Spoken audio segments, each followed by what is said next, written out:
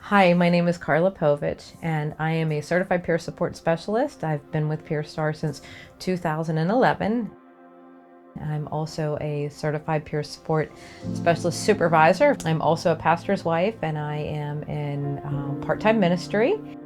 I grew up in a very small town in Amesbury, Pennsylvania. One way in, one way out. And it was a really interesting childhood. There were about 20 houses, had a very small Methodist church and a rod and gun club.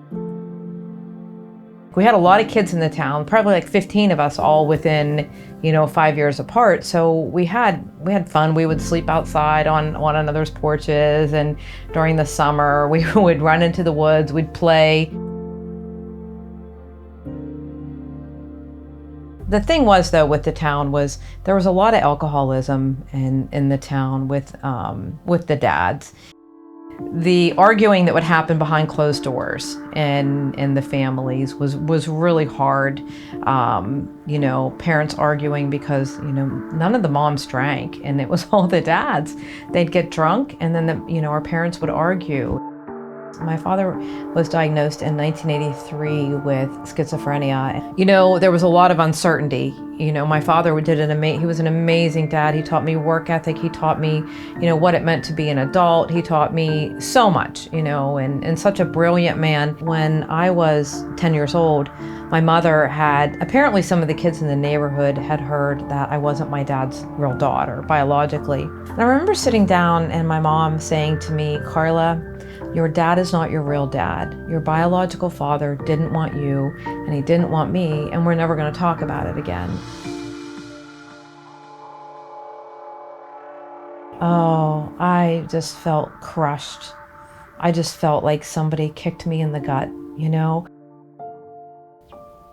Yeah, it does, because looking back, my mom, the only reason she ever told me that was that she was dealing with her own shame, leftover shame as a result of the situation. But she was only trying to protect me, and having to live with that, to not be able to tell my siblings that, her carrying that secret as long as she had to carry that. But there's just total forgiveness there. And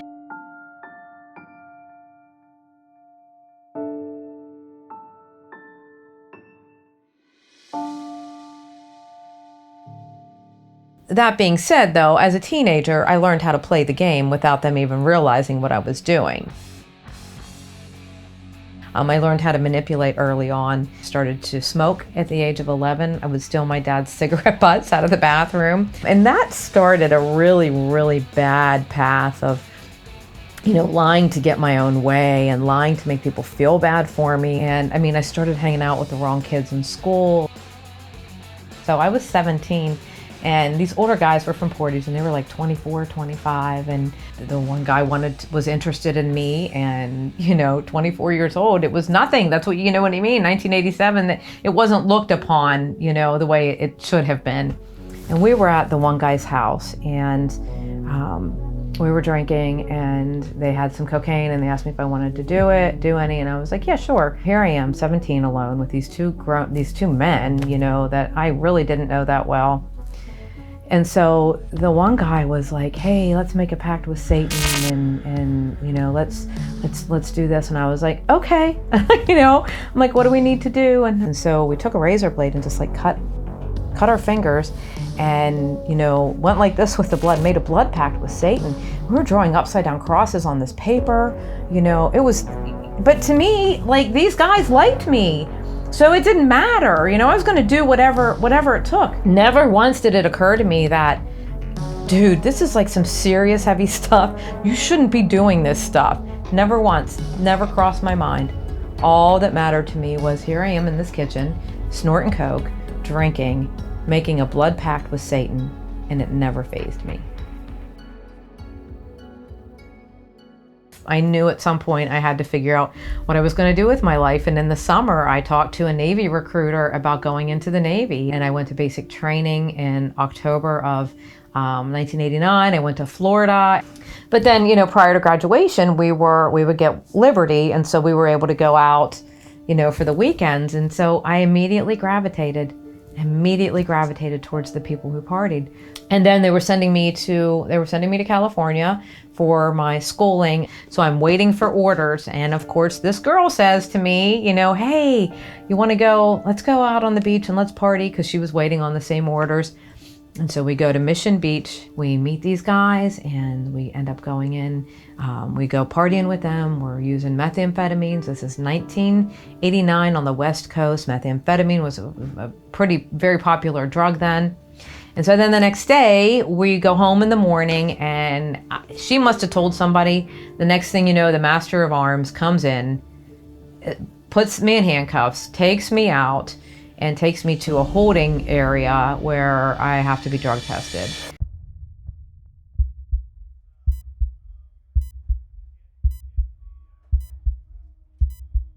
I was received an other than honorable discharge.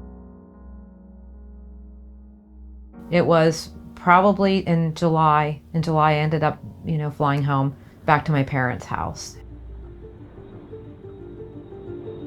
I got my first job at Eaton Park Restaurant. I was a third shift waitress, and I met my first husband, and then we got married, and we had 3 kids by the time I was 24 years old. I didn't use drugs when my kids were little. I didn't drink whenever my kids were little. Emotionally, I was very immature because I just didn't have, I wasn't grown up.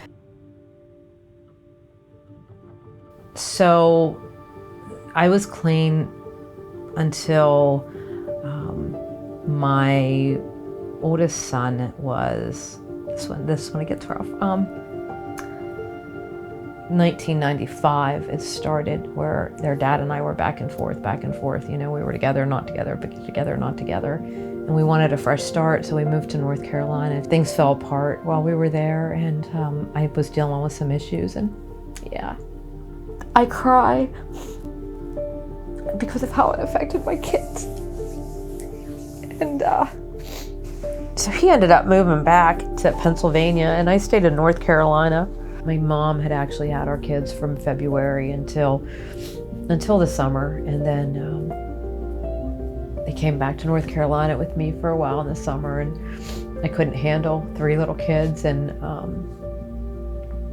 so they went back to Pennsylvania with him, and in October of that same year, I woke up one morning and I looked at their picture and I was like, I can't do this to them. They deserved it better. And so I called my parents, and they came down and got me that weekend. So in 2004, I got involved with this guy, and he introduced me to pain pills. I started buying pills and lying to him about how much I was buying, and those pills, that's when I crossed over into opiate addiction. I was working in a personal care home, and I started stealing.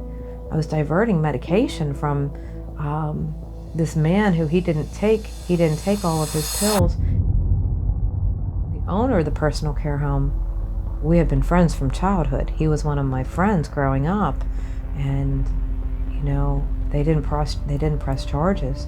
They asked me if I did it, and I don't remember. I probably lied and said no. I probably did, because that would have been the typical what I would have done. But I remember they fired me, obviously, and the hardest thing about that situation was the fact that I lost that relationship.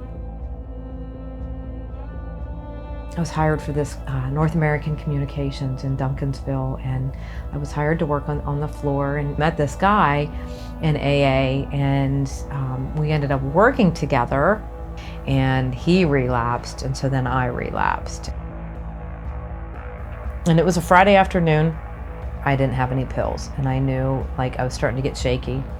And at this point, I had been promoted. I'd been working in the office, and I was doing interviewing. I was their recruiter. And I remember calling a second shift supervisor.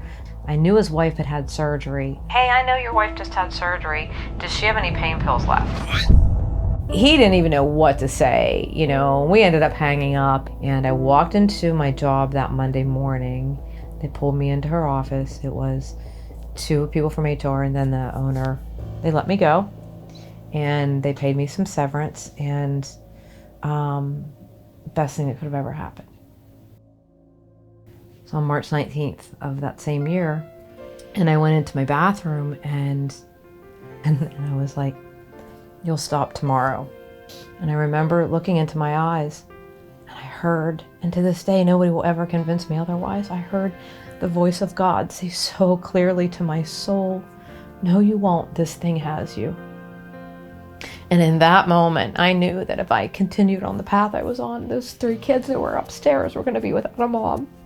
I started going to meetings, and I latched on to this woman, and I latched on to what these women and these people in recovery were talking about. I stopped comparing. I stopped looking at men. I started focusing on me, and I knew that if my life didn't change, my kids' lives weren't going to change, you know. So I am like in church, I'm going to meetings, I'm going to Bible studies, I'm in therapy, I'm in drug and alcohol therapy, I'm getting ready to, I'm doing inner child healing work, you know, I'm having family meetings with my kids, you know, like we were busy, you know, I did a lot, working steps, you know, I did a lot of work in my early sobriety. So I had met my husband in AA. He heard me say that I had aspired to be the Proverbs 31 woman. We had stayed after a meeting on a Saturday night, and we shared one another's stories, one another's testimonies, how we came to faith in Christ, and you know where our lives were at as far as serving in faith at that point. It's really funny because in May of that year, I had written this letter to God, and you know, Lord, if it's ever your will for me to have a man in my life, these are the 12 characteristics I'm looking for. A couple weeks later, I was getting ready for church, and I open up this drawer and I pull this letter out, and I'm reading over it, and I'm like, oh my word, like he fit all 12 characteristics. That was him. On Thanksgiving of that year, he asked my kids if he can marry me, and then he asked me to marry him, and on December 23rd of the same year, we got married. So in September of 2015, I started my own. You know, I started a soul care ministry and started taking women through the same process, and you know, and was very blessed that God gave me the ability to discern what is mental illness and what is out of the spiritual realm. And that's been an amazing journey itself. And I just applied for licensure within my denomination, and I'm almost done with my, you know, done with school.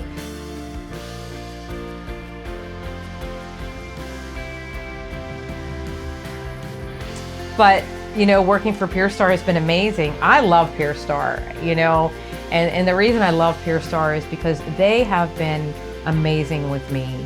You know, where else can you work in a job that you can make your own schedule? Where else can you work in a job where you can have recovery support? Where else can you work?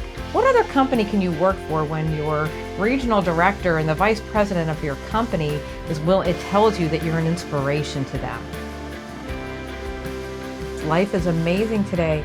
Like, I have absolutely nothing to complain about. And I didn't deserve this life, you know?